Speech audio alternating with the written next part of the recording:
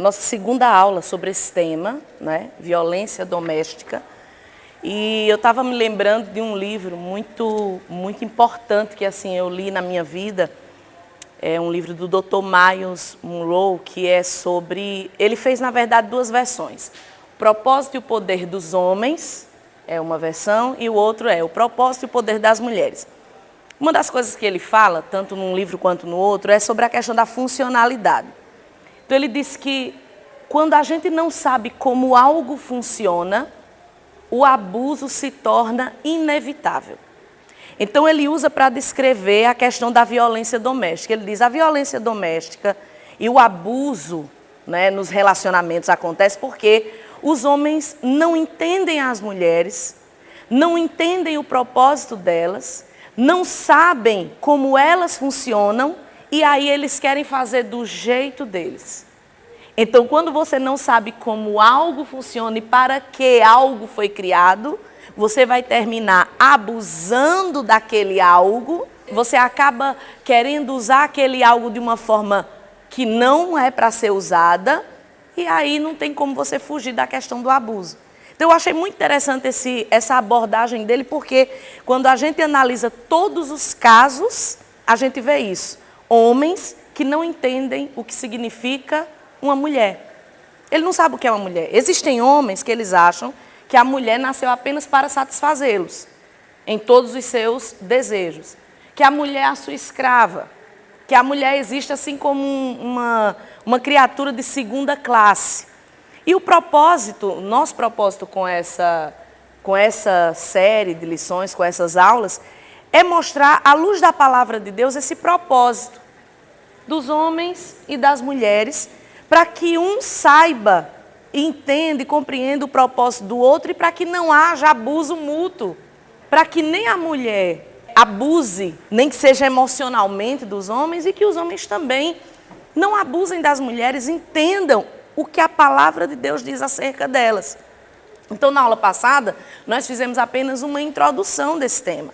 As pessoas culpam Deus e a Bíblia por coisas que elas fazem sem conhecer o que a Bíblia e o que Deus fala sobre. Então, eu ouvi muito por esses dias, e essa questão de violência doméstica é uma coisa que não é novidade, mas é algo que tem crescido, tem aumentado. E aí a gente ouve muita coisa do tipo, mas também a religião faz isso, mas a Bíblia é um livro muito extremo.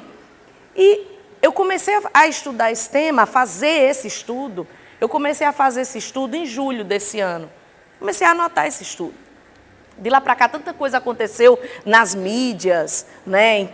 Tantos casos aconteceram. Inclusive, domingo agora, né? Aconteceu a situação com a apresentadora famosa, conhecida. Então, quer dizer, são coisas que vão acontecendo e eu estava conversando com o pastor, só vai respaldando aquilo que Deus vai trazendo para a gente. Que é importante a gente falar sobre isso. A igreja e eu não falo da nossa igreja, mas eu falo a igreja de uma forma geral, é como se ela tivesse medo de abordar certos temas, e eu acredito que vai além disso, é uma ignorância mesmo. O texto principal da aula passada foi: errais em não conhecer as Escrituras e nem o poder de Deus. Então, a gente percebe que, na verdade, muitos líderes não conhecem a palavra e que, por não conhecer, ele não vai abordar aquilo que ele não conhece. Então, por exemplo, eu perguntei lá, não sei se o pastor deve ter feito essa pergunta, eu perguntei na aula passada, quem aqui já tinha lido esse texto? Que Deus odeia o homem violento. Ninguém tinha lido. E mesmo os que já li a Bíblia, mas nunca parou para meditar naquilo. Então veja, a gente tem uma mania de querer só absorver o que nos convém. Eu tenho certeza que todo mundo, vocês são solteiros e vocês já ouviram, Deus odeia o divórcio, sim ou não? Só que o mesmo texto está falando da violência. Mas você já viu alguém dizer, Deus odeia o homem violento, o homem que bate na mulher? Não. Por quê? Porque as pessoas só pregam aquilo que lhes é conveniente. Eu brinquei semana passada, uma aula dessa pregada em algumas igrejas, vai ser uma onda de divórcio. E que bom que seja. Porque para ficar com gente que bate, as pessoas têm uma ilusão de achar que não, ele não me trai, ele só me bate todo dia. Ele não me trai. Veja que é uma visão completamente equivocada. Então a gente tem que trazer para a palavra e dizer, gente, o problema está nas pessoas, tá?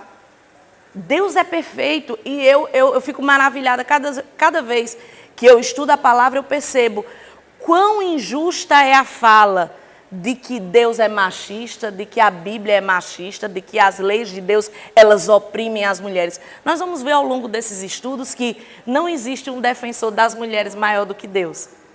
O tanto de leis que Deus criou para proteger esse vaso mais frágil que a Bíblia diz. Então o problema está em quem aplica essas leis, em quem omite essas leis. E nas mulheres que não buscam na palavra conhecer essas leis. Então está todo mundo errado, por não conhecer. Então nós como igreja precisamos entender, porque muitas vezes a gente está na igreja, o que acontece? Eu sou crente, eu sou um homem crente, eu sou um marido cristão, mas trata a mulher de qualquer jeito achando que está fazendo certo. Essa é a questão. E nós vamos ver aqui, nesse texto de Malaquias, que eles estavam agindo daquela forma, achando que estava tudo certo. Não tem problema o jeito que eu trato a minha mulher, é isso aqui mesmo. Por quê? Vamos entender hoje. Então hoje nós vamos voltar um pouquinho acima do texto da aula passada, que é Malaquias capítulo 2, do versículo 10 ao versículo 12. Eu vou pedir que todos vocês abram Malaquias capítulo 2, do 10 ao 12.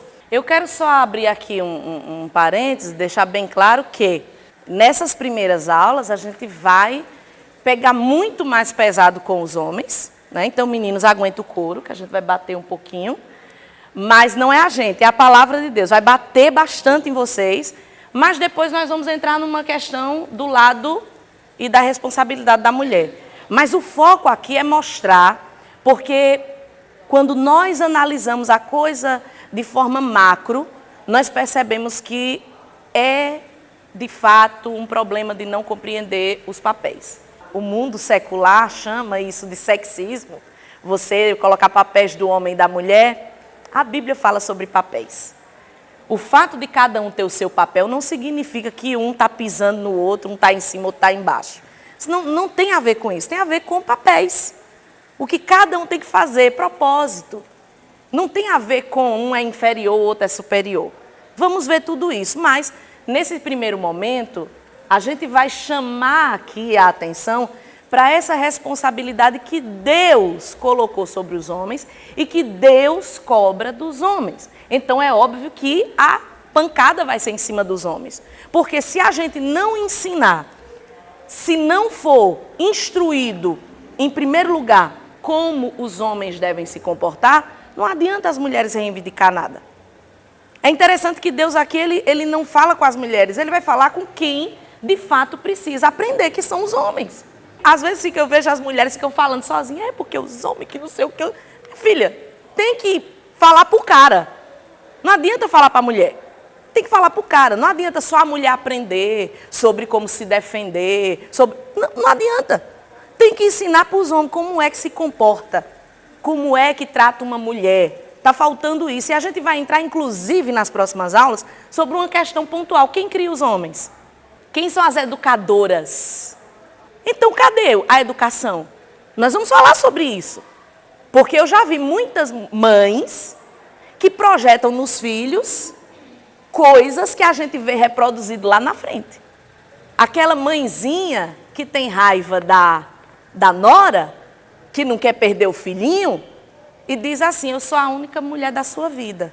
Então, o que é que o filhinho bota na cabeça? Todas as outras eu vou apenas usar, porque mulher da minha vida é a mamãezinha. Isso é um ponto. Então nós vamos falar também sobre isso. Quem está criando esses abusadores, esses agressores? Quem está criando?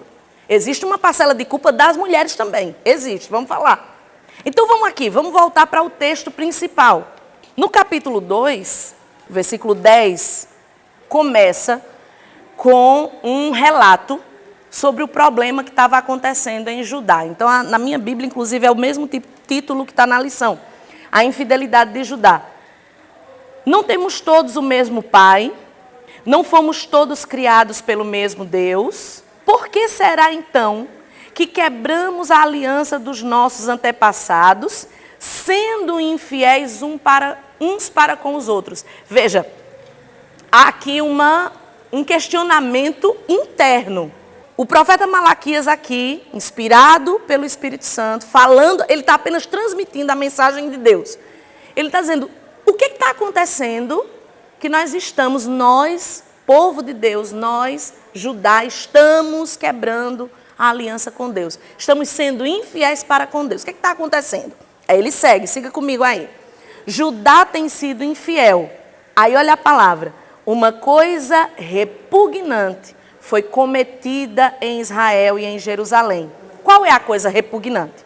Judá desonrou o santuário que o Senhor ama. Ponto e vírgula. Homens casaram-se com mulheres que adoram deuses estrangeiros. Os homens estavam se separando de suas mulheres judias, israelitas, e casando com mulheres estrangeiras pagãs. Mais jovens, mais bonitas, enfim, elas tinham atributos físicos diferentes das suas esposas, tanto que o termo deixa claro que eram mulheres mais jovens, porque Deus está dizendo, você está desonrando a mulher da sua mocidade. Um dia você casou com ela, ela era jovem, e agora você está trocando ela por uma outra. Aí olha o que diz aqui o texto, que isso é uma quebra de aliança para com Deus. Você está desonrando o santuário do Senhor, trazendo mulheres pagãs para esse santuário. E aí tem uma abordagem até poética, porque alguns teólogos dizem assim, que é o santuário da instituição do casamento. Você está desonrando a Deus, desonrando o santuário que mais ele ama, que é a família, trazendo uma estrangeira para ocupar um lugar que não é dela. Aí siga comigo. Que o Senhor lance fora das tendas de Jacó o homem que faz isso. Seja ele quem for. Interessante, aqui do sacerdote até a pessoa de menor posição. Seja quem for. Não entre no templo. Eu não quero conversa com esse tipo de homem que troca a sua esposa por outra mulher. Mesmo que esteja trazendo ofertas ao Senhor dos Exércitos.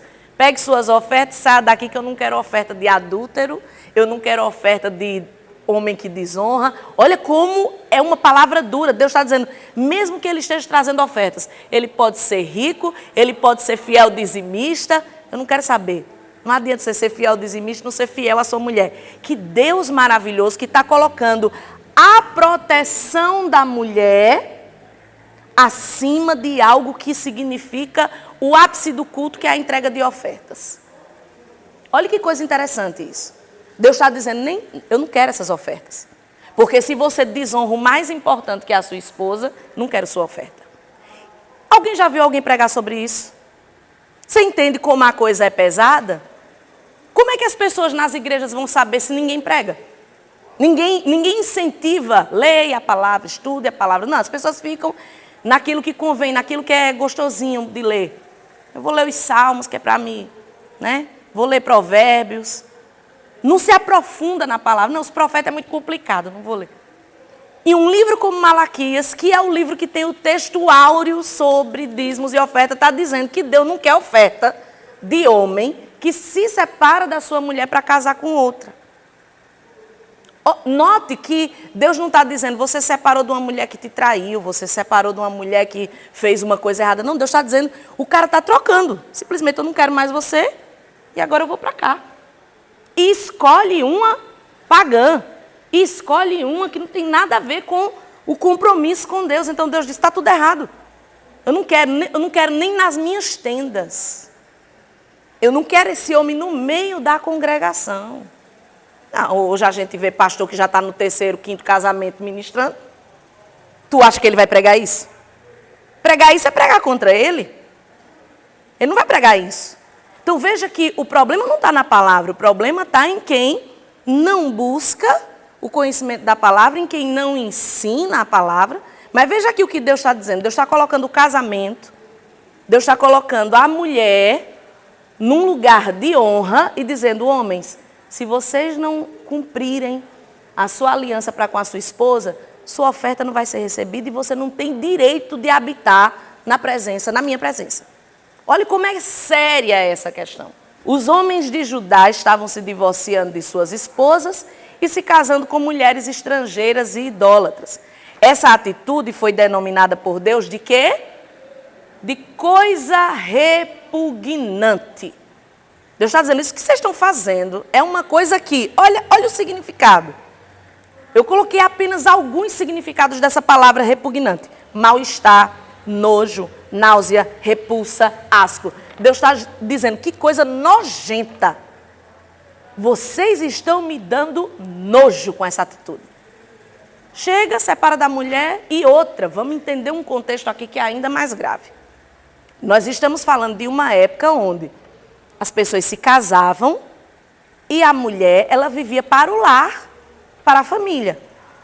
Então, ela casava, ela saía das asas da sua família materna, paterna.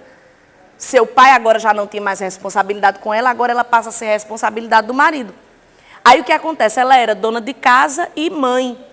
Então, a responsabilidade dela era cuidar do lar, ela não tinha outro trabalho. Aí o cara pegava e dizia tchau. E pegava outra. Sim, quem vai cuidar dessa mulher? Veja que envolve uma série de questões, uma série de fatores. E os prejuízos. Deus está atentando para essa questão. Olha o prejuízo que você está dando para essa mulher. Você tirou ela da casa dos pais, você viveu com ela enquanto ela foi útil para você e agora você diz, vá-se embora? Que agora eu vou trazer outra para cá? Deus está dizendo, isso é nojento. Deus está dizendo, eu tenho nojo dessa atitude.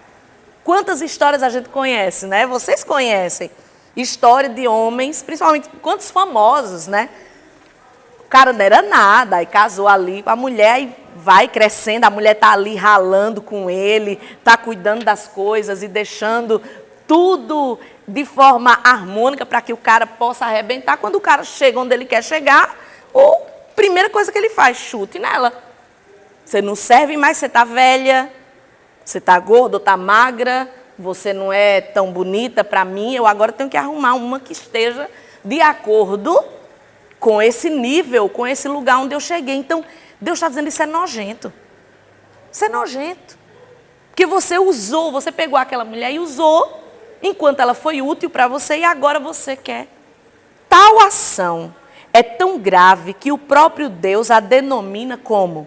Olha as palavras que Deus usa para isso. Quebra de aliança, infidelidade e desonra. Não só para com as esposas, mas também para com o Senhor. Se você analisar o texto, e é isso que é muito interessante, é que Deus está dizendo que essa quebra, quando o homem faz isso, ele não está só desonrando a esposa. Deus está dizendo, essa desonra é comigo também. É como se Deus pegasse na mão das esposas e dissesse, eu estou com vocês. Eles não estão fazendo isso com vocês, estão fazendo comigo.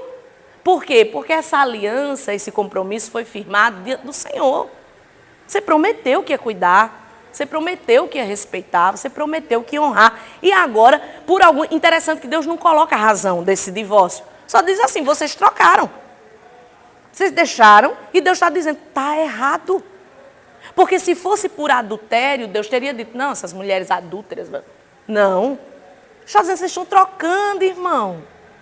Isso é nojento, vocês estão quebrando. Aí Deus se coloca e diz, é uma desonra a mim. É infidelidade para comigo. Interessante, não é infidelidade só para com a mulher. É infidelidade para com Deus. Como é que uma pessoa que lê um texto desse diz que Deus é machista? Deus está dizendo assim, eu não quero nem a oferta de um homem desse. Não existe defesa da mulher maior do que essa. Não existe, você não vai encontrar ninguém que faça uma defesa da mulher como Deus. Você não vai encontrar. Ele está dizendo, eu não quero oferta de homem desse naipe. Eu não quero oferta do homem que deixa sua mulher desamparada e troca por outra. Eu não quero oferta do homem que agride a mulher. Eu não quero, seja quem for, do sacerdote até a pessoa menor. Veja que defesa Deus está colocando. Então, esse assunto é muito sério. E como diz aí o último pontinho, vale destacar o cuidado de Deus com as mulheres, tomando sobre si as suas dores e cobrando dos maridos a sua responsabilidade. Vamos voltar para a questão. A gente está falando de um tempo que não tinha negócio de direito de mulher, não tinha negócio de advogado que defendesse causa de mulher. Ela vivia nesse contexto e não tinha ninguém de fora para a defender. Ninguém podia defender as mulheres. Aí o que Deus faz? Ele se levanta. Ele se levanta para defender. E é interessante que isso aqui não é um caso isolado. Todas as vezes que as mulheres precisaram de defesa e não havia ninguém para defendê-las, Deus se levanta para defender. Todas as vezes que as mulheres precisaram, Deus se levantou para defender. Todas as vezes que as mulheres se viram desamparadas, Deus se levantou para defender. A Bíblia diz o quê? Deus, ele é o pai das viúvas e dos órfãos. É o defensor das viúvas e o pai dos órfãos. Então, Deus se levanta para defender as mulheres que são necessitadas. Nós precisamos ter esse entendimento, porque, veja bem, se um homem tem esse entendimento, poxa, Deus está aqui colocando algo muito forte e dizendo que eu não posso fazer tal coisa contra uma mulher. Se Deus defende uma mulher desse jeito, eu tenho que andar na linha. Veja que tudo é uma questão de entendimento. Por que é que os homens tratam de qualquer jeito? Porque eles não têm esse entendimento de que a mulher é tão preciosa aos olhos de Deus. Se ele tivesse esse entendimento que estou tocando numa mulher, estou fazendo mal a uma mulher, Deus vai me cobrar, eles não fariam. Porque eles teriam esse entendimento e esse temor. Não, a mulher é qualquer coisa. A mulher é qualquer coisa, não é nada.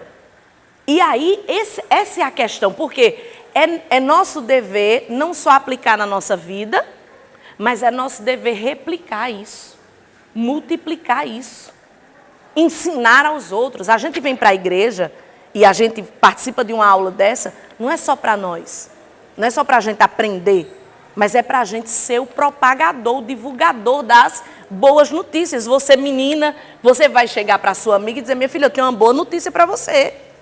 Deus defende as mulheres.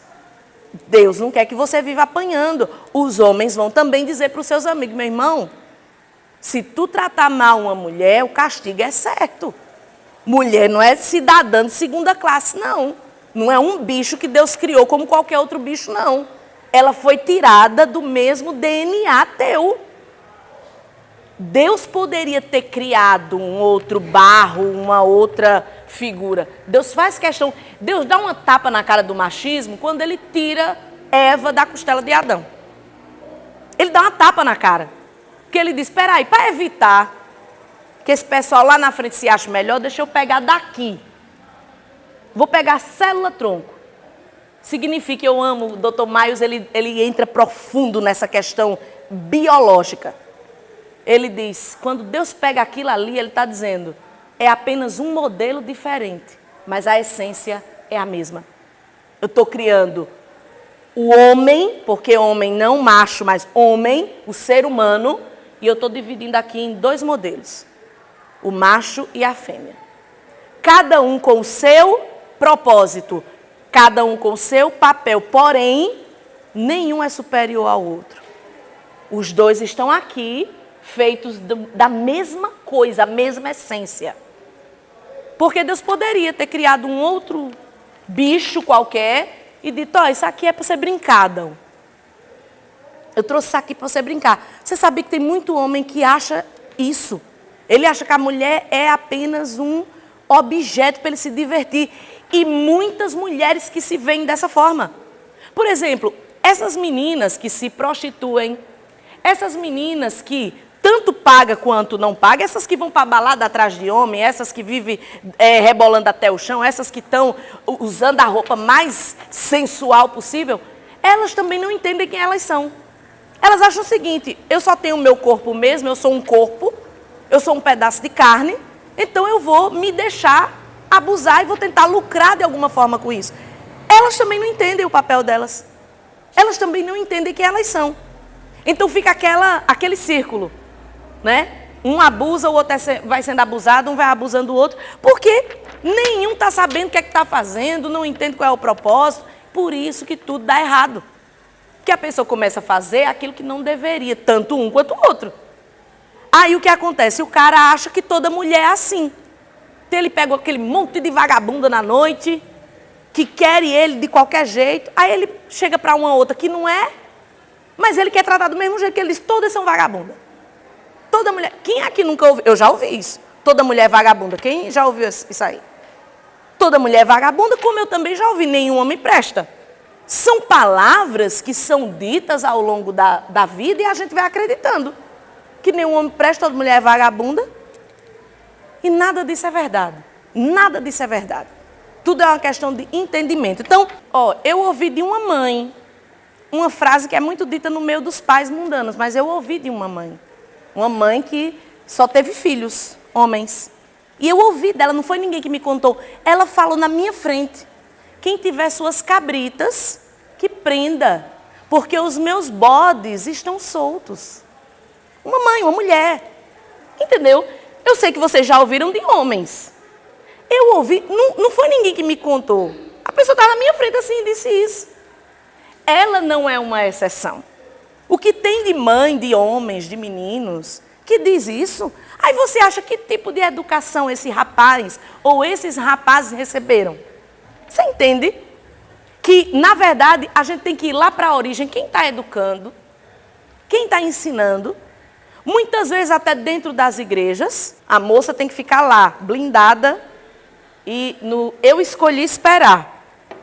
Um rapaz da igreja já pegou todo mundo, porque ele é homem.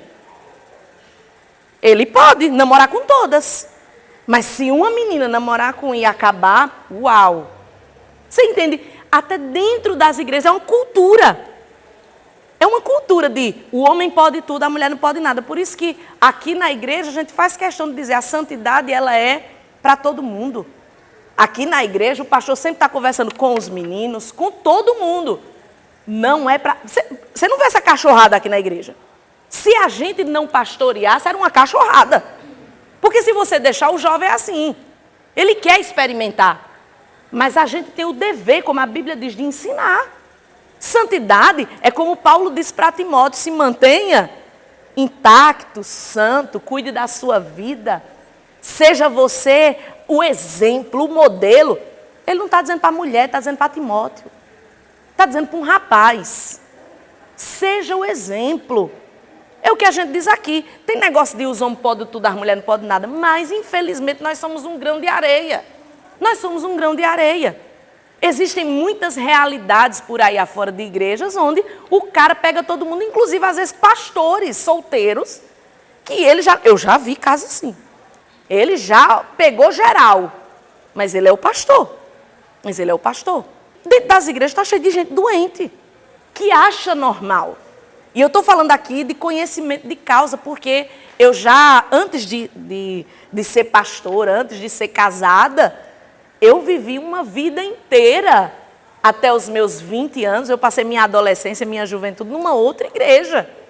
Eu sei do que eu estou falando. Eu vi coisas que meu Deus! E as pessoas começam a normatizar, a relativizar. É um povo doente. E que acha o seguinte, não, a gente pede perdão, está tudo certo, vida que segue.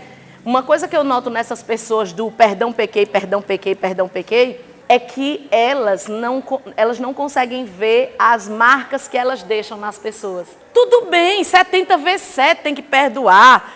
Tudo bem, mas tem coisa, eu noto nessas pessoas, abrindo esse parêntese, eu noto nessas pessoas que têm esse hábito, que elas na verdade não se arrependem. Elas usam o perdão, entende? Ela não pede perdão a você porque de fato ela está arrependida, ela quer usar o teu perdão. Ela chega e diz assim, olha, me perdoa, porque ela quer se sentir bem com aquele perdão, mas você não percebe um arrependimento. Essa palavra arrependimento, ela tem a ver com uma dor. O arrependimento, ele faz a gente sentir a dor das causas, das consequências, das marcas que a gente deixa. É aquilo que aconteceu na vida de Pedro quando nega Jesus, é o choro amargo, é uma vergonha. E você vê, a pessoa não faz mais. Você vê que quando tem o arrependimento, a pessoa não faz mais. É o arrependimento de Davi, de dizer, Senhor, me devolve a alegria da salvação, porque eu não consigo, isso está me matando. Não é aquela pessoa que, você vê que muita gente, eu sei que vocês já viveram isso em algum momento, se não viveu, vai viver. Aquela pessoa que o tempo todo está pedindo perdão para você. Só que você não vê na pessoa um desejo de mudança, você não vê um esforço da mudança, entende? Porque é óbvio que eu vou errar com você mais de uma vez, é óbvio. Mas você precisa ver no outro esse desejo, esse esforço para mudar. Porque se a pessoa fica, me perdoe, me perdoe, me perdoe, mas você não vê uma atitude de mudança. Aí trazendo aqui para a questão dos maridos, o que tem de marido que faz a mesma coisa que a mulher, ele não percebe. Tipo, o cara bate, aí pede perdão. Aí bate de novo, pede perdão. Ele não percebe as marcas que ele está deixando. Mesmo jeito, uma mulher que faz alguma coisa, a mulher que trai o cara. Vamos usar algo que é corriqueiro na vida de alguns. Trai o cara, pede perdão, o cara perdoa. Aí trai de novo, perdoa.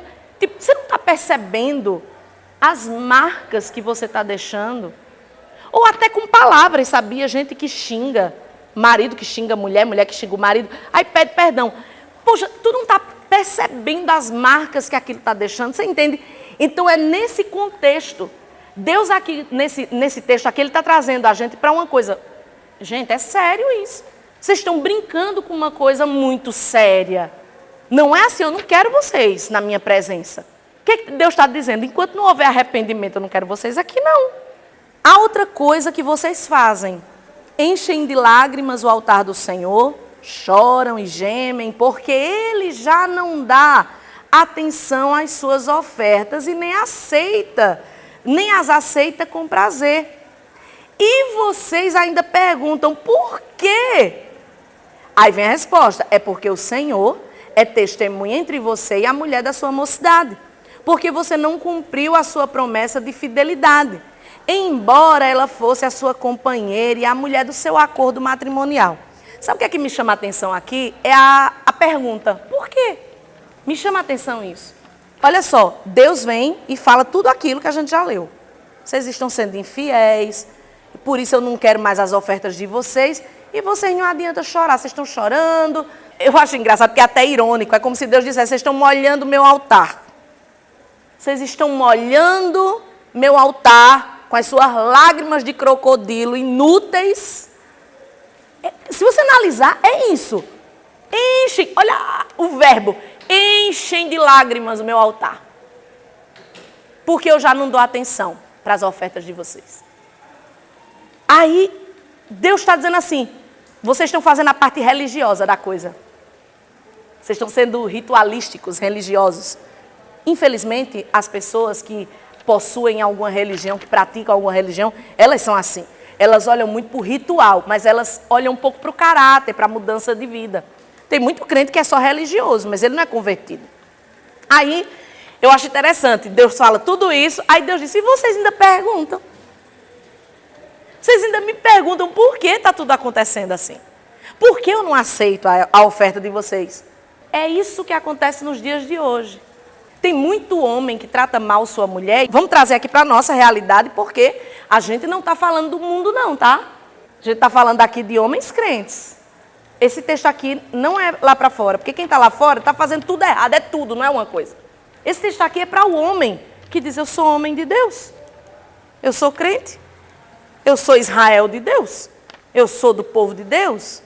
Eu estou na igreja. Eu sou obreiro, eu sou presbítero, eu sou pastor, eu sou um irmão fulano. Deus está dizendo, você ainda está me perguntando por que eu não estou aceitando tua oferta. Gente, e o que significa não aceitar a oferta? Simplesmente a vida desses caras está desmoronando. Começam a vir problemas, porque eles só estão lá chorando e orando. Você chora e ora quando está tudo bem? Faz aquela oraçãozinha básica. Mas o chorar e encher de lágrimas significa o sapato está apertando. Os caras estavam tendo problema, esses caras estavam lá, oh Deus, me ajuda, minha vida eu estou dizimando, Senhor, estou ofertando, cadê tua promessa? Aí Deus, você está perguntando, por quê? Ou seja, Deus está dizendo que esses homens não percebiam que o maltrato dele para com a sua esposa, que o divorciar para casar com outra mulher, simplesmente porque ele não quer mais aquele casamento, ele não percebia que aquilo era um pecado. Ele não percebia que aquela forma de tratar está errada. Gente, não é diferente dos dias de hoje. O que tem de crente que acha normal. Ele acha normal ser grosso com a mulher, ele acha normal tratar mal a mulher, ele acha normal bater na mulher, mas ele está na igreja. Eu também já presenciei na minha infância e na minha adolescência relatos de presbíteros que batiam nas mulheres. E a mulher não tinha que dar um pio, porque aquilo era normal. Ele estava disciplinando ela. O cara acredita nisso. Ele acredita o seguinte: você fez o meu feijão errado? Deixa eu lhe dar uma pisa. Não fez meu café, não? Vem aqui. Por quê? Porque eu sou seu dono. Aí ele vai para a igreja de novo. Porque Jesus não sei o que, e canta, e Deus é bom e chora, e prega, e porque... Na cabeça doente dele, não tem nada a ver, essa mulher é ruim mesmo. Na cabeça dele, a mulher dele é esse copo, que ele usa para um fim. Ela não é nada. Você entende? É um povo que não... Esse povo aqui estava doente na mente. Eu gosto, eu ainda vou escrever um livro sobre isso. Deus é irônico o tempo todo nesse texto. Vocês ainda estão perguntando. Estão aí melando tudo, os levitas limparam. E vocês vêm encher de lágrimas e deve ter catarro no meio, que é aquela lágrima de catarro, que desce com catarro, né? Aquele choro nojento, está sujando meu altar. Com as melecas. Ainda pergunta. Por quê? Aí Deus diz: meu filho, porque você está sendo infiel. Mas eu estou sendo fiel, porque tem gente que acha que a fidelidade está nos dízimos e nas ofertas. Aí ele mente, maltrata a família, trata mal todo mundo lá fora, deve para o povo da rua. Mas ele diz: os meus dízimos, aqui é santo. Então ele acha que aquilo dá a ele um poder de ser um merda em todas as outras áreas. Entendeu? Ele acha isso. Aí Deus está dizendo: olha como Deus é perfeito. Deus não é religioso. Deus não é hipócrita. Deus não quer que você viva de ritual em ritual. Se você ler o profeta Isaías, o início do profeta Isaías é uma tapa na cara. E Deus ali deu dessa lenha. Em todo mundo ele disse: eu estou enfadado dos cultos de vocês. Eu estou enfadado dessas ofertas, dessas músicas. Eu acho interessante que Deus diz assim: eu não consigo suportar o barulho. Eu fico imaginando algumas igrejas que é só barulho e o povo tudo fazendo as coisas erradas. O cara que matou, ele foi preso dentro de um evento que ele estava fazendo. Ele continuou 10 dias depois, vivendo, fazendo a agenda dele normal. Eu fico imaginando aquilo ali para Deus como é. Porque em Isaías Deus está dizendo: não suporto as festas de vocês. Aí ele diz: tudo em pecado, tudo nojento. Aí ele diz: é para se lavar do pecado de vocês. Deus não é religioso. Deus não quer que a gente cumpra rituais, mas que a gente viva uma vida errada e que a gente maltrate as pessoas. Deus é justo. Aí Deus está dizendo: eu não quero não, meu filho, suas ofertas, seus dízimos melado, sujo de maltrato. Que é isso que Deus está dizendo: eu não quero, não vou receber, eu não recebo. Todas as vezes que a Bíblia fala de oferta, de dízimos, de sacrifício, está junto da palavra adoração. O sacrifício a Deus é uma adoração. É tanto que eu sempre faço questão de enfatizar, principalmente para o novo convertido. Quando não existia nada, quando não existia igreja, quando não existia templo, existia o sacrifício. O culto a Deus era trazer algo e colocar diante do Senhor ali, queimar. E a Bíblia diz o quê? Que o cheiro subia. O aroma daquela adoração subia. E Deus, quando aquela adoração ela era feita da forma correta e com o coração e a disposição correta e a intenção correta, a Bíblia diz que aquele cheiro é agradável a Deus. Então, a adoração, ela tem a ver com esse sacrifício, essa entrega, a oferta tem a ver com isso. E é um aroma que sobe. Então, adorar tem a ver com cheiro. A adoração, ela tem um perfume. E muitas vezes tem gente que está entregando o sacrifício e aquilo não tem um aroma agradável. Aquilo ali tem um fedor, tem um mau cheiro. Deus recebe com nojo. Olha a palavra que Deus está usando. É nojento o que vocês estão fazendo.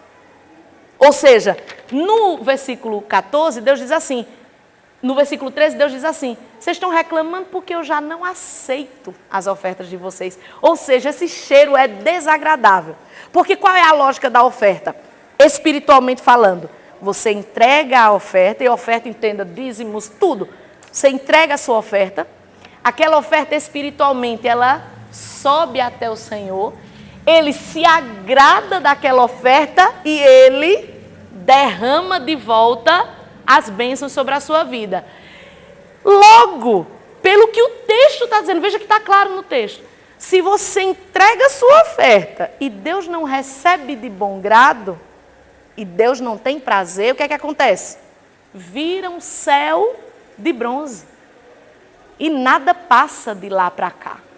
Mas eu estou trazendo, você está trazendo com as mãos sujas. Você está trazendo com o coração impuro. Você está trazendo praticando o erro. Você está trazendo, mas bateu na mulher.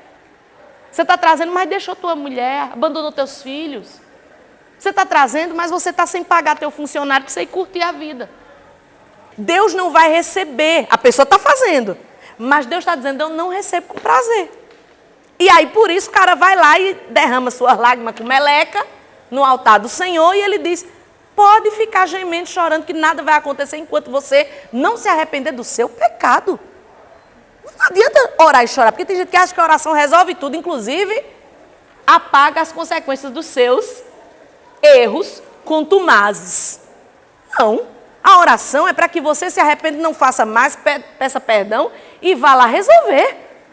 E não você fazer a coisa errada e vir para Deus, me perdoe Deus e está tudo certo. As pessoas confundem o perdão com a consequência. O perdão de Deus não vai anular a consequência do teu erro, não, meu irmão. Olha, sabe uma coisa que eu vejo? Por exemplo, eu conheço histórias, eu estava até ouvindo um rapaz falando isso, um rapaz famoso, ele dizendo, poxa, o meu pai me abandonou quando eu era criança. Aí a minha mãe me criou. Ele disse, hoje eu vivo para dar tudo à minha mãe. Aí o cara quer chegar depois de 40 anos e quer ter o mesmo amor, o mesmo direito que eu dou para minha mãe. Nunca ele vai ter. Ah, mas esse seu pai... Mas ele não plantou. Não plantou, você não pode colher onde você não plantou. Tem muita gente, eu vejo isso, e fica aqui uma lição, vocês são muito novinhos. E às vezes você pode cair nessa armadilha. Ai, fulaninho, aí vem um velhinho lá, tá um velhinho. 80 anos. Nem o filho veio passar o dia dos pais com ele. Olha, os filhos estão viajando, não leva o bichinho. Não olhe para a imagem do velhinho. Lembre-se que aquele velhinho foi jovem. Lembre-se que aquele velhinho já teve vigor. E você não conhece a plantação daquele velhinho. A gente tem uma mania de olhar só a estética da coisa. Poxa, essa pessoinha. Claro, não tem mais força de nada. Mas quando era jovem, espancava os filhos, batia na mulher. Tudo que pegou, gastou todo o seu vigor com as prostitutas, como a Bíblia diz em Provérbios. Aí quando chega, quer o quê? Quer que os filhos amem? Veja bem, amor, gente. O amor da Bíblia é o amor mandamento. Eu tenho que amar. Eu tenho que amar até o meu inimigo. Que amor é esse que a Bíblia está falando?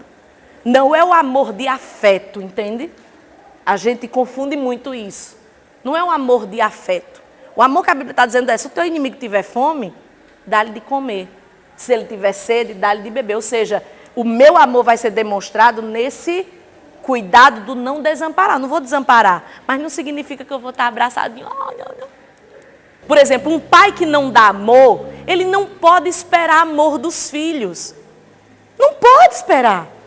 Porque ele não plantou aquilo ali, filho. É tua obrigação plantar esse amor. Os filhos vão para a igreja, como vocês vieram, aí aprende que eu tenho que amar. Eu tenho que honrar. Claro, como é que você vai honrar? Eu vou respeitar. Se precisar de mim, numa necessidade, tem uma necessidade, eu não vou deixar meu pai passar fome. Eu não vou deixar minha mãe, porque pode ser pai e mãe, tá? Não é só pai que abandona, não. Tem mãe que abandona também. Se você for um parente, se for um pai, uma mãe, você não plantou o afeto para a gente estar junto. Vocês entendem o que eu estou querendo dizer? O amor é mandamento, o perdão é mandamento. Eu tenho que amar. Agora, como é que se processa isso? Porque tem gente que acha, não, você tem que me amar porque eu sou seu pai. Você tem que me dar as coisas. Não. Eu não tenho que nada. Eu tenho que obedecer o que a Bíblia diz. Agora, você não venha colher onde você não plantou. Dr. Mike diz assim, se você trata todo mundo igual, você não honra ninguém. Se a tua mãe fez tudo por você e o teu pai não, e você trata os dois iguais, você está desonrando sua mãe. Se eu trato todo mundo igual, eu não estou honrando ninguém. Pelo contrário, tu é desonrando. A pessoa faz tudo por mim, eu trato ela igual? Igual quem só suga de mim. Mesma coisa, no trabalho, aí tem aquele que é o cara que te ajuda sempre no teu trabalho. É o cara que te substitui, é o cara que é a mão na roda para você. Aí no Natal, tu compra 10 presentes iguais e dá a todo mundo igual. Como é que esse cara vai se sentir? Caramba, eu sou só mais um. Você entende? Honra é distinção, gente. E quando a Bíblia diz honra teu pai e tua mãe, está falando também dessa distinção. Cuidado para não confundir as coisas. Ah, mas minha mãe é errada, meu pai é errado. Honre. Agora, honre dentro da medida do que a palavra diz. Tem da prudência, tem da sabedoria. Isso é um ponto importante. Em primeiro lugar, é fundamental ressaltar que esse texto é dirigido aos homens. Já falei isso. O texto de Malaquias é uma palavra de Deus aos homens. Através do profeta Malaquias, o Senhor deixa evidente que a responsabilidade principal do casamento está sobre os ombros dos maridos. Ser o cabeça da mulher não é um direito, mas o dever de cuidar e de ser responsável pelo lar. Nós vivemos uma sociedade, e eu vou falar assim, nosso Brasil, mas a coisa está tão globalizada que isso aí, né, nos países ocidentais, o Ocidente está assim. Mas vamos falar da nossa realidade, da nossa cultura. O Brasil é um país que o povo, no Brasil, todo mundo corre atrás de direito. Sim ou não? Todo mundo quer um direito para chamar de seu. Agora, você já viu alguém correr para cumprir suas responsabilidades e deveres? Não. Todo mundo só fica buscando onde é que eu tenho direito. Mas você não vê ninguém dizendo o que é que eu posso fazer para contribuir mais com o meu país, com a minha cidade. O que é que eu posso fazer para que haja essa reciprocidade? Você já viu alguém que recebe Bolsa Família dizer assim, poxa, já que eu recebo isso aqui de impostos de alguém que está trabalhando e por isso que eu estou recebendo sem trabalhar, eu recebo esse Bolsa Família. Você já viu alguém que recebe Bolsa Família fazer uma caridade ou fazer uma assistência ou procurar alguma entidade e dizer assim, eu quero doar meu tempo para cuidar de criança, cuidar de idoso? Você já viu isso? Porque as pessoas elas querem direitos, mas elas não querem nunca fazer nada em troca, eles não querem a contrapartida. Isso é cultural. Por isso que é só buraco abaixo. Ou a gente muda essa mentalidade, ou não tem volta não, só vai piorar. Porque uma nação que só quer direito e não quer dever, vai para o buraco. A Argentina está assim. A maioria depende do governo. Por isso está quebrada. Quando uma nação tem a sua maioria improdutiva, só sugando de uma minoria que está trabalhando, vai para onde esse país? Porque o Bolsa Família, o povo acha que tem uma máquina e fabrica os dinheiros do Bolsa Família. O Bolsa Família vem de nós que trabalha. A gente trabalha para poder pagar o Bolsa Família. Como tantas outras coisas. Mas as pessoas acham, não, é meu direito. É o meu direito. Não é seu direito. Isso aí é uma assistência que você recebe. Se você fosse uma pessoa de um coração voltado, né, para fazer o bem, dizer assim, eu quero servir, você ia procurar algum lugar e dizer, eu quero servir de alguma forma aqui. Você não vê isso. Aí, voltando para essa questão aqui, eu sou cabeça dessa casa. Quem manda aqui sou eu. É meu direito. Você é minha mulher, é meu direito. Quem disse a você que ser a cabeça do lar é direito? Ser a cabeça do lar é responsabilidade, é dever. É dever. Sabe o que é ser a cabeça do lar? É ser o responsável pela proteção, provisão e segurança da sua família. É isso. E está sobre os ombros de quem? Dos homens. Mas o cara quer ser o cabeça, mas quer que a mulher trabalhe igual burro de carga. Para no final do mês dar o dinheiro para ele. E ele pagar as contas lindão e dizer que ele é o cara. A responsabilidade maior do casamento está sobre os ombros dos homens. Deus está chamando aqui a atenção, por quê? Porque a responsabilidade de cuidar, de proteger, de prover é dos homens. A Bíblia diz em Provérbios, quer casar, meu filho? Prepare primeiro a casa, prepara o campo, arruma um trabalho e depois arruma a mulher. Deus não diz isso para a mulher. Nós trabalhamos porque nós é demais. Nós trabalhamos porque nós gostamos de trabalhar. Mas Deus não disse, mulher, deixa de ser vagabunda, vá trabalhar. Agora o homem, ele diz, vai ter com a formiga, preguiçoso. Deus está aqui colocando papéis dizendo o seguinte, meu irmão, você é o responsável. Ser a cabeça da casa significa responsabilidade. A casa precisa estar em ordem debaixo da tua liderança. Não é um direito, porque tem um que diz assim, meu direito, mas quem manda aqui sou eu. Eu que mando. Não, meu filho, você não tem direito a nada, isso é dever. As pessoas confundem deveres com direitos. Ser a cabeça da casa é o dever do homem, não é direito dele. É dever. É dever. Agora, a gente vive uma sociedade tão doente que as mulheres... Você sabe por que as mulheres trabalham? Você sabe por quê? Por que as mulheres trabalham fora de casa? Além de trabalhar em casa, porque todas que trabalham fora trabalham em casa também. Porque elas sempre estão... Poxa, eu tenho que ter meu trabalho. Sabe por quê? Porque elas têm medo desses homens. Elas casam e elas não sabem até quando esse casamento vai durar e até quando esse homem vai cumprir o acordo matrimonial. Esse é o problema. Elas não trabalham só para se sentir úteis. Não é só por isso. Elas trabalham principalmente porque elas dizem, eu não vou ser escrava desse cara. Vai que esse cara arruma um amante e me deixa... E ela está errada? Eu te pergunto, ela está errada? Não.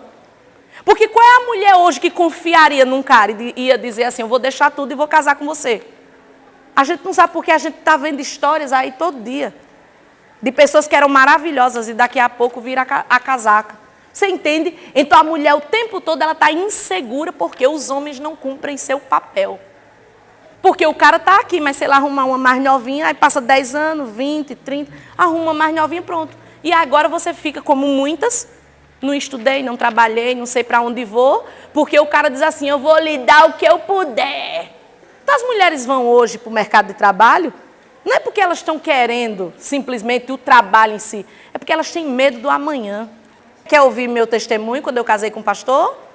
Eu casei, eu falei para ele isso, passado um ano. Eu casei e a minha cabeça era assim, olha como eu entrei no meu casamento. Vamos ver se dura um ano? Porque em algum momento, essa máscara dele vai cair. Eu casei com ele, esperando ele tropeçar. Veja a minha mente como era. Eu casei com ele, esperando ele tropeçar. E como eu trabalhava, eu estudava, eu estava pronta para pegar minhas coisas e voltar para casa. Isso é bom ou ruim? Isso é péssimo. Porque eu já entrei no meu casamento esperando dar errado. E depois de alguns anos eu falei isso para ele. Ele não acredita que você pensou isso. Eu pensei. Porque eu tinha uma mente feminista. Eu tinha essa mentalidade. Vamos lá, vamos ver o que é que dá. Vamos ver o que dá. Porque eu vi ao meu redor. É isso que você falou. A gente começa a ver ao nosso redor. Pessoas que, eu te amo tanto. Não sei o quê. Daqui a pouco o cara, chute. E aí você, cadê aquele amor? Você cresce acreditando o seguinte, o verdadeiro amor não existe. Ele vai durar um tempo. A minha mente era essa, vai durar um tempo. Vamos ver só quanto tempo. Aí quando passou um ano, eu digo, opa, passou um ano? Mas eu ficava esperando, eu digo, uma hora a máscara dele vai cair. Porque a gente já é tão bombardeada por essas informações que a gente não acredita que existem homens corretos. E deixa eu dizer uma coisa para você. Existem, viu? A gente também tem que ter muito cuidado para a gente não ter essa mentalidade que eu tinha. Existem homens de Deus, existem homens que eles querem viver para suas esposas, para os seus filhos. Eu lembro de um teste de fidelidade. Do João Kleber, que deu o que falar. Eu assisti junto com o pastor esse teste, que era uma audiência quando tinha esse teste. Eu assisti um teste de um cara bonito. E aí botaram uma mulher bonita. Ele fazia bem... E a conversa pesadíssima da mulher, a mulher tentando... De todas as maneiras, ele disse, minha irmã... E o cara não era crente. Minha irmã, você está vendo isso aqui? Eu sou casado. Mas você não acha que eu sou bonita? Ele disse, você não chega no rastro da minha mulher. O cara humilhou ela num nível. Você não chega no rastro da minha mulher. A minha mulher, para mim, é a mulher mais bonita que existe. E eu não vou, eu não quero, não adianta, você pode fazer... Aí ela para, a menina que fazia o teste, ela ficou tocada com aquilo. Ela parou e disse assim, olha, é um teste e eu quero dizer uma coisa assim, parabéns. Aí ela começou a chorar. Ela disse, eu nunca vi. E o cara ficou com ódio da esposa. Porque ele disse, você precisou me testar para acreditar. Foi um problema. Ali eu acreditei que era verdade aquele teste, porque a reação dele foi, ele ficou com ódio da mulher. Você está me testando? Você não acredita em quem eu sou? E a mulher, me perdoe. Aí foi a mulher que entrou com um buquê de rosa para pedir perdão. E foi trupé, menino, para ele perdoar. E a moça, aí a atriz que fazia, a que dava em cima, ela disse assim, olha, você está de parabéns, que todos os homens aprendam. Que coisa bonita isso. Porque ela se jogou. E era um local que ele poderia ter feito o que ele quisesse ali. E aí ela disse, que coisa bonita. Aí entrou a atriz e disse para a esposa, não faça mais isso. Eu acho que um marido desse você tinha... Aí ele já lhe deu motivo? Ela não. Aí ela disse, pois é, não faça isso não. Porque foi magoar ele ficou muito magoado. Entendeu? Mas por quê? Porque ela tinha um marido top, mas ela tinha talvez a minha mentalidade de quando eu casei. Não existe esse homem. Então, esse é o problema. A gente começa a achar que todo homem trai. A gente começa a achar que todo homem, não, ele só ama durante o tempo. Não é verdade. Eu conheci um dos amores mais lindos que eu conheci, foi de uma pessoa aqui da cidade que não era crente, que era o seu Zé Tavares, ali do posto Zé Tavares, o dono do posto Zé Tavares. Ele era meu cliente no cartório. Ele tinha já, acho que 60 e tantos anos de casado. E a esposa, e era um amor com a esposa, um amor. Ela morreu. Causas naturais, era velhinha, morreu. Aí ele chegou, eu era adolescente. Ele chegou no cartório, e ainda o meu patrão era vivo, aí ele chegou dias depois do falecimento, ele foi resolver as coisas lá. Aí ele entrou e arrasado, ele era uma pessoa alegre, e quando ela morreu, ele era outra pessoa. Aí eu disse, seu Zé, como é que o senhor está? Aí ele, minha filha, eu não tenho vida. Eu peço que Deus me leve. E começou a chorar. E eu, ao invés de eu achar aquilo triste, eu achei lindo. Eu disse, meu Deus, que coisa linda. Aí eu comecei a chorar com ele. Ela era a mulher da minha vida. E ele começou a chorar. E eu, ai meu Deus, eu quero um homem assim que me ame. Né? É a coisa mais linda do mundo. Resultado, sabe qual foi o resultado? Ele era super saudável, não tinha doença nenhuma. O diagnóstico, todo mundo da família, ele morreu de saudade, de amor. Isso é a coisa mais linda do mundo. E isso existe. Então, às vezes, a gente está tão acostumada a histórias horríveis e a gente esquece que existem homens que dariam suas vidas pelas mulheres. E existe esse amor. Mas as mulheres realmente elas não têm essa segurança. Elas têm medo. Como essa mulher que testou o cara, elas têm medo. Será que ele não está me enganando? Olha como isso que você falou, olha como isso nos afeta, me afetou. E a partir do momento que Deus foi trabalhando na minha vida e me mostrando que eu não estava diante de mais um cara qualquer. Eu estava diante de uma pessoa que Deus escolheu para mim.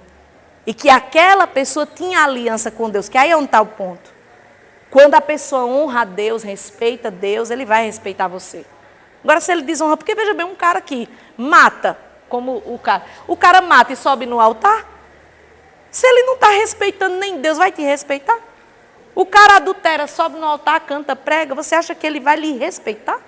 Então, são coisas que estão ligadas, por isso que Deus está dizendo aqui que a responsabilidade está sobre os ombros dos homens.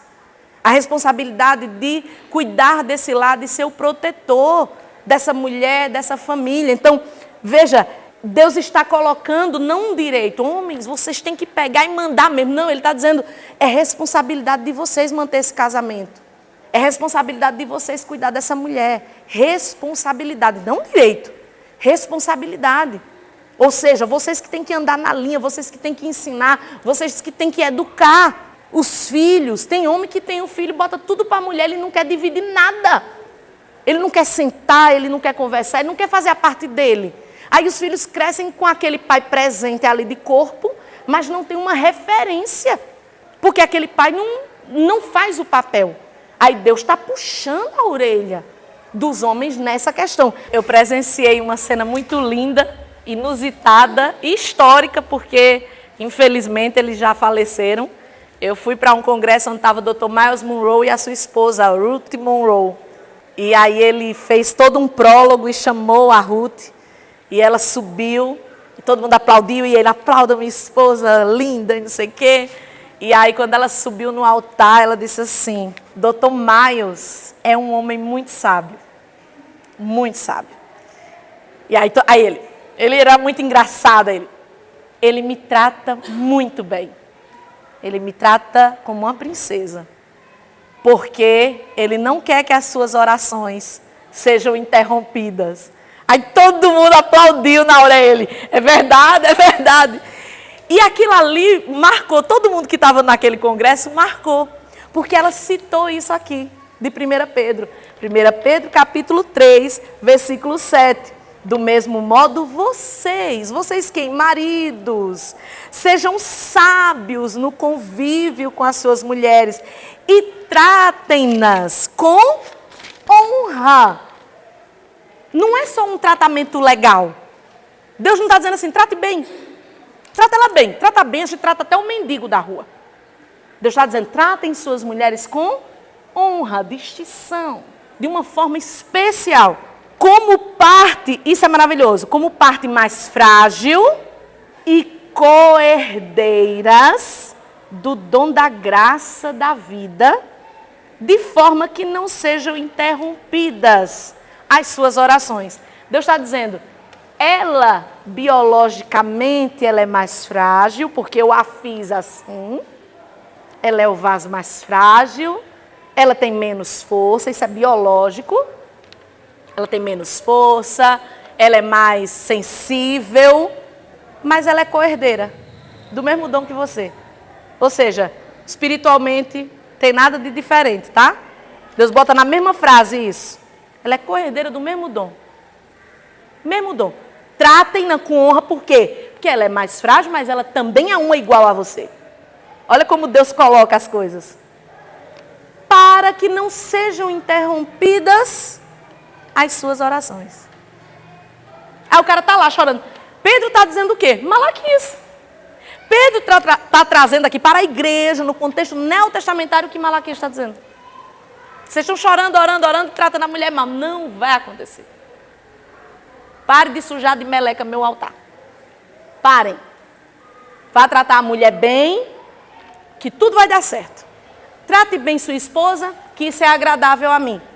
Para que não sejam interrompidas as suas orações. Aí olha o que diz aí o texto. A maneira com a qual os homens tratam suas esposas interfere diretamente na sua vida espiritual e reflete em todas as outras áreas. Ou seja, não é só que ele vai ser afetado na vida espiritual. Quando a gente fala vida espiritual, significa que quebrou a aliança com Deus, quebrou a comunhão com Deus e isso vai trazer consequência em todas as áreas. Vai mal no trabalho, vai mal no trato com as pessoas, não consegue fechar bons negócios, não consegue ter ideias boas. Começa tudo a desmoronar. Ganha com a mesma facilidade que perde, ou perde com a mesma facilidade que ganha. Começa a coisa a desandar. Por quê? Por conta dessa quebra nessa comunhão. Aí diz assim, isso significa que quando um homem não cumpre o seu acordo matrimonial, e isso, como nós falamos na aula passada, não é só relacionado ao adultério, não, é relacionado a todo acordo. Não é só, eu não tenho outra mulher, mas que adianta não ter outra mulher e bater? Tem mulher que diz assim, era melhor você ter me traído do que ter me batido. Se é para colocar dessa forma, Deus está dizendo que tanto uma coisa quanto a outra, ou qualquer outro maltrato, é quebra de acordo matrimonial. Quando o homem quebra esse acordo, Deus não aceita as suas ofertas, não ouve as suas orações e, consequentemente, ele não recebe as bênçãos do Senhor. Então, veja bem, interfere em tudo. Não esqueça do foco do texto. Deus está dizendo, vocês estão chorando, gemendo, trazendo oferta, eu não recebo. Se eu não recebo, eu não abençoo. Se eu não abençoo, dá tudo errado, por isso que tu está chorando. É um círculo. Está tudo errado. Por quê? Porque você está sendo infiel. Então, Pedro vem reforçar no Novo Testamento para você ver que a Bíblia se completa e ela é perfeita. Ela não se contradiz. Pedro disse, homens, sejam sábios no trato com as suas esposas. Tratem-nas com honra. Não é tratar bem, é tratar ela com distinção, honra. Porque ela é mais frágil, mas ao mesmo tempo ela é co-herdeira com você. Ela tem o mesmo direito à herança que você tem. A herança espiritual, a herança da vida, a herança dos dons. Ela é co-herdeira.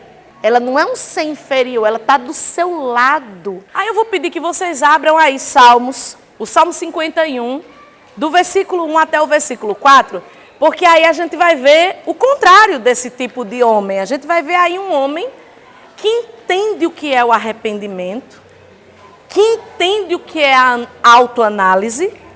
É um homem que, diferente de Adão, ele disse assim, eu pequei. O versículo 13, que é aquele da pergunta do porquê, também destaca a falta de autoanálise desse tipo de marido. Que tipo de marido nós estamos falando aqui? O marido que trata mal, o marido agressor. Esse tipo de marido, ele tem um problema em se autoanalisar e Deus está expondo isso. Vocês estão perguntando porque vocês não se enxergam. Como se Deus dissesse assim, vocês precisam se enxergar.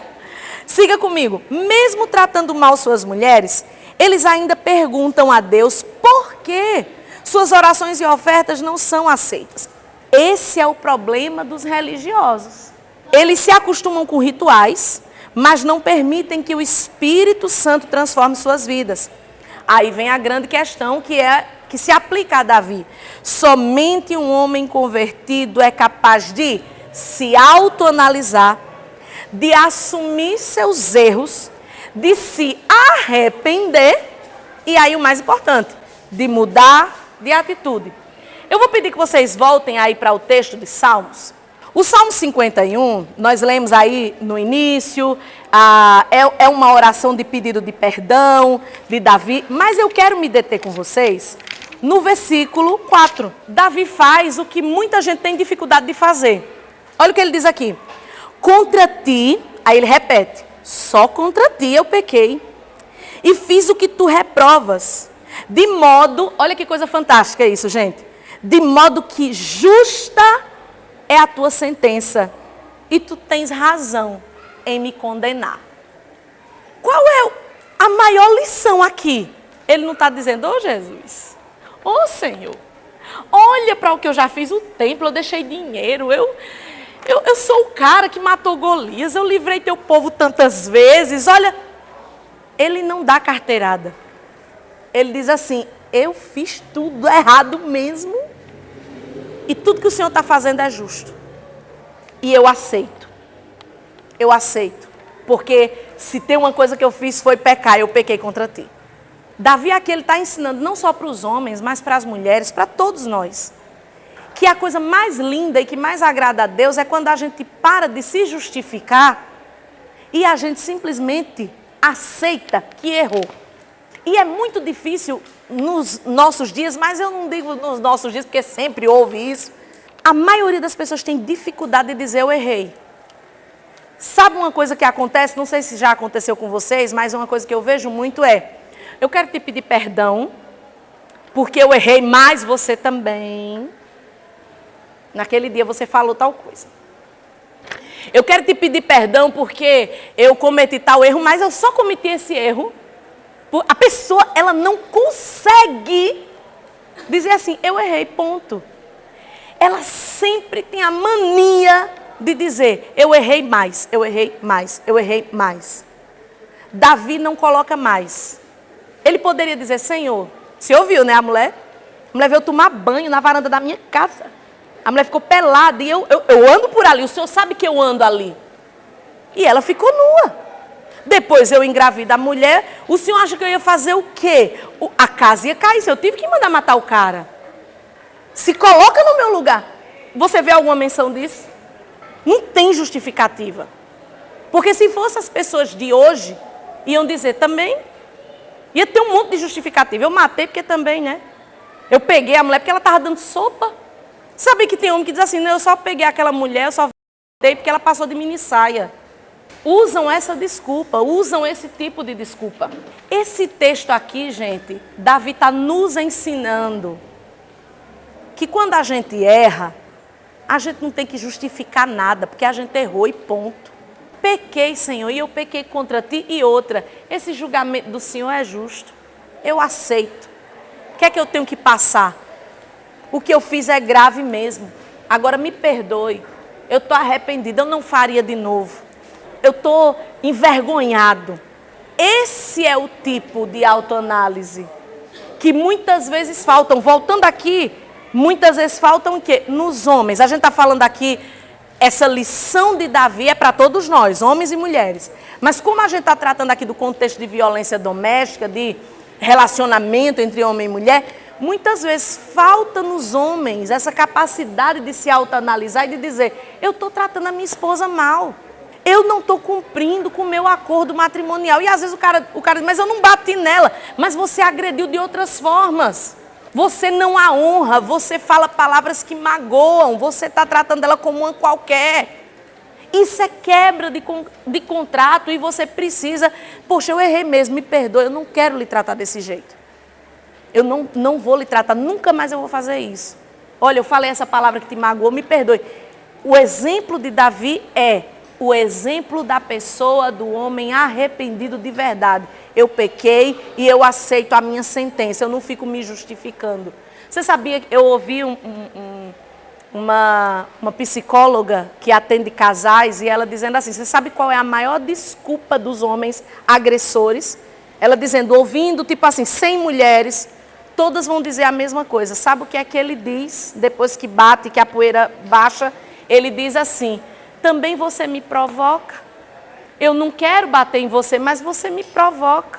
Fica quietinha, bonitinha, que eu nunca vou bater em você. Isso é um canalha. Um homem que diz isso é um canalha. Quer dizer, você bate por causa dela? Você não tem controle? Você não sabe resolver as coisas? E a mulher cai nessa. Tem mulher que diz assim, não, ele bateu porque ele bebeu. Ele é uma boa pessoa, mas é só quando ele bebe, só que ele bebe todo dia. Ele é um ótimo marido, mas quando ele está nervoso, então essa é a desculpa esfarrapada de muitas mulheres e de muitos maridos. Eles querem achar a desculpa. Não, ele bateu, mas é porque ele estava com a cabeça quente. Não, ele bateu porque ele é um canalha e precisa entender que é um canalha, se arrepender da sua canalice e virar um homem de verdade. Enquanto a gente ficar dizendo, ele bateu porque a mulher também, né? Ele bateu porque ela provocou. Gente, domínio próprio, autocontrole, civilidade, saber resolver as coisas da forma certa. Se um homem diz, veja bem, se um homem diz para você, eu bati porque você me provocou, corra. Porque qualquer coisa vai ser motivo para ele te matar. Aí a pessoa, aí sabe o que acontece? É aquele monte de mulher assim, eu não posso falar nada, não pode ter nada errado, porque se ele se irritar, às vezes eu acho que tem mulher que ela está dormindo com o inimigo. Tem mulher que é assim, olha, cala a boca que o papai chegou. Aí os filhos, quando o pai chega, porque chegou quem? O bicho, papão. Chegou a cuca. Não chegou o pai.